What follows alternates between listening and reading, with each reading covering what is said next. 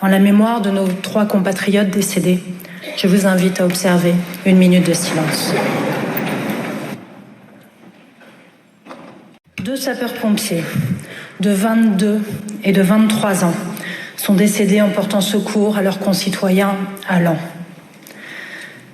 Ce matin, une assistante d'éducation du collège François Dolto à Nogent, en Haute-Marne, a été mortellement poignardée par un élève de cet établissement. Nous avons publié une circulaire pour qu'il y ait des contrôles de police et de gendarmerie à l'entrée des établissements scolaires. Nous avons publié cette circulaire le 27 mars. Il y a eu 6200 contrôles. Près de 200 couteaux ont été saisis et 567 conseils de discipline ont été réunis pour lutter contre ce fléau. Il y a un deuxième travail que nous devons faire, c'est travailler à la question de la santé mentale des plus jeunes. Monsieur le Premier ministre, les mots n'ont jamais suffi, les mots ne suffisent pas, les mots ne suffiront pas.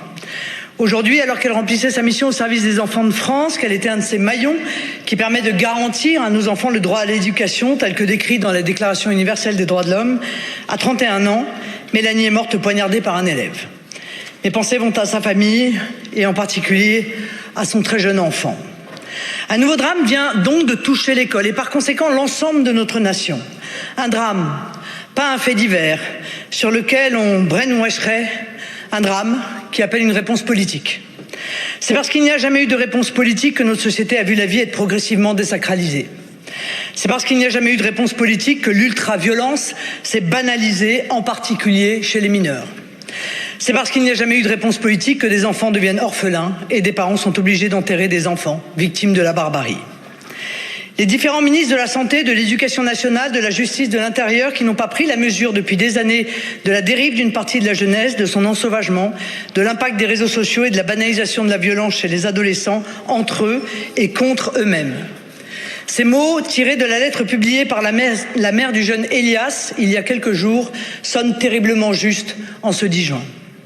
Alors, Monsieur le Premier ministre, quelle va être la réponse politique du gouvernement à ce drame qui suscite la peur de toutes les familles qui vivent dans l'angoisse de voir l'un des leurs tomber sous le coup des barbares et qui suscite, c'est à la fois juste et légitime, l'émotion, l'indignation, voire même la colère du peuple de France?